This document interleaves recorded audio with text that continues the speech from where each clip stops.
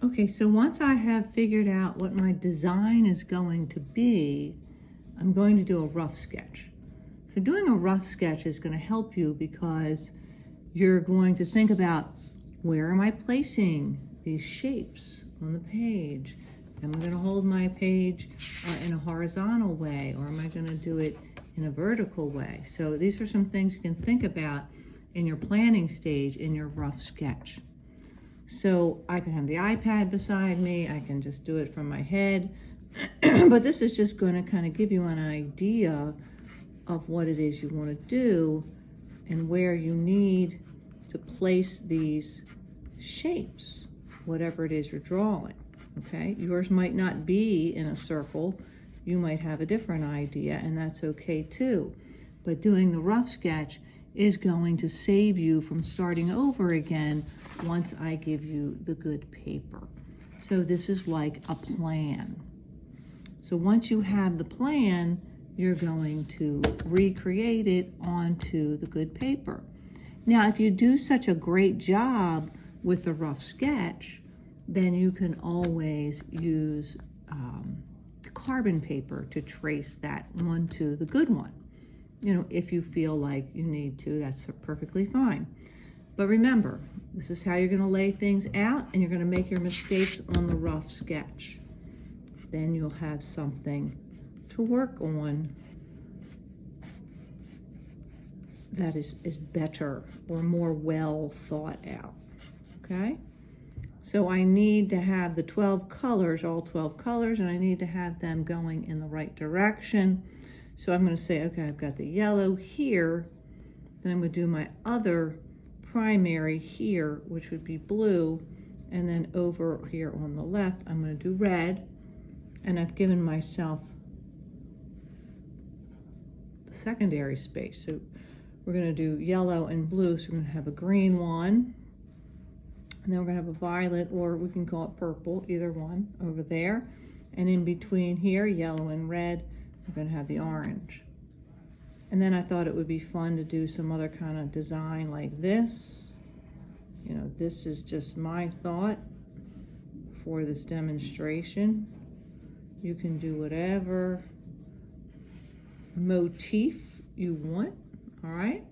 So then I'm going to say, all right, this is going to be my yellow green. This one's going to be my blue green.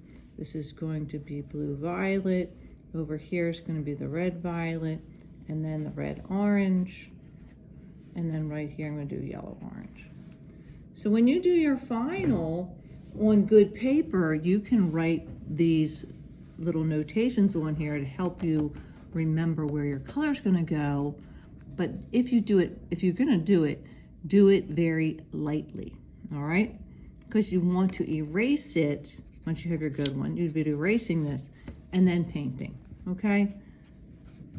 You don't want to have it at the final, but you can write it very lightly to make yourself a note.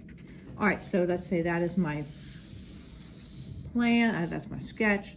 Now I'm going to get the good paper and I'm going to create this, and I'm going to paint on this one.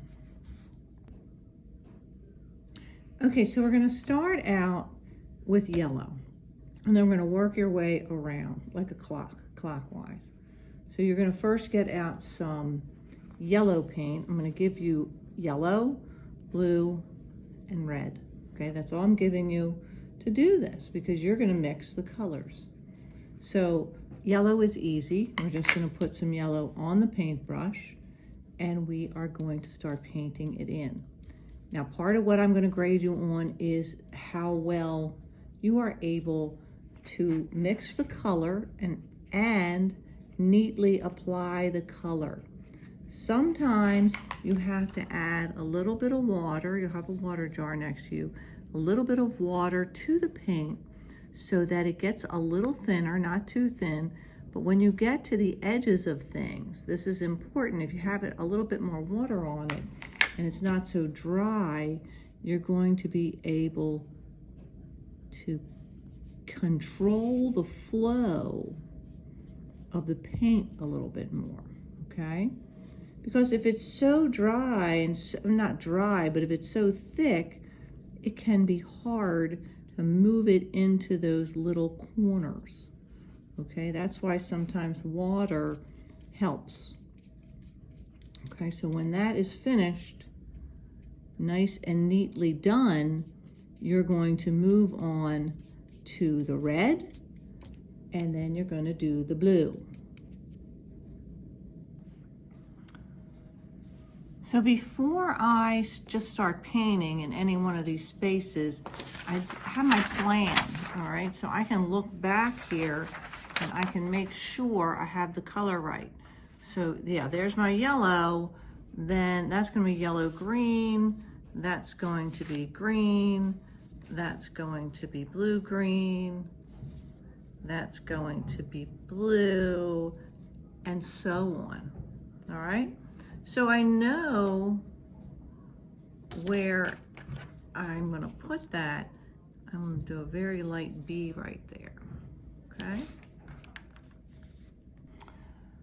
Okay, so I have blue paint and I have rinsed out my brush and I have a little paper towel, so I'm gonna make sure that's ready for the next color so it's not yellow in there anymore. So now when I go to create the next petal, let's paint it in, I have marked where it is because I can look at my rough draft and see that. So the same things apply with this color. I'm going to make sure that I have my brush loaded properly with paint and it's not so thick that it's impossible to create some neat lines. And this is where you have to take your time as well. I'm going to finish this little petal. Okay, so I have that filled in. Now the next thing I would do is I would make sure I'm going to put my red in the correct place and then paint the red in. So once the red is painted in, I'm going to come back up to this petal right here, or this design, whatever it is. When yours, you know, you may have a completely different shape. Yours might be more linear. You might have stripes. You might have basketballs, whatever it is. But I still want you to follow this same idea, the same process for painting, okay? And what I want to do now is I want to show you how to mix a color up, and I'm going to paint this in green, okay? So I have on my palette, I still have my yellow and I still have my blue. And this is a pretty dirty palette, unfortunately. So I'm going to find something that looks halfway clean here. And I'm going to put equal amounts of color into this little well here, all right? So there's my blue. I'm going to go back in and take most of this yellow. And I want something that looks like a true green, not a blue green or a yellow green, something that looks pretty truly green. And when you have equal amounts of color, that's what you should get, all right? So that's a little dark in here. It's kind of hard to see exactly what this is gonna look like. But I think that is a good green. It's not too much yellow and it's not too much blue. And I'm going to make sure I know where it goes. If I take a check of my paper, I can see it goes in that petal right here. So I'm going to do this green, all right? All right, so that is finished, and now I'm going to go ahead and use the rest of the yellow that I have here, or a good bit of it, and I'm going to make a yellow-green. So that's a little easier than mixing the true green because I can see that that is definitely a yellow-green. And I know that goes between my green and yellow shapes. I'm gonna add a little bit of water so that I can flow this color in here a little more, fluidly, a little flowing, so it's not going to go out of the lines. It's okay to go out of the lines on some artwork. You know, if you're doing an abstract or you're doing something that is not as controlled. But on this painting, I'd like you to try to stay within the lines as much as you can, all right?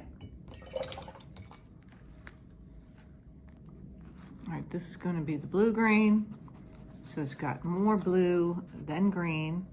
And I can take a look. That was my green. So I'm going to go even bluer with this. A lot bluer. All right. And then I'm going to paint this in. Again, checking your draft, checking your rough sketch to make sure you have your colors in the right place, because it's not hard to forget and mess this up.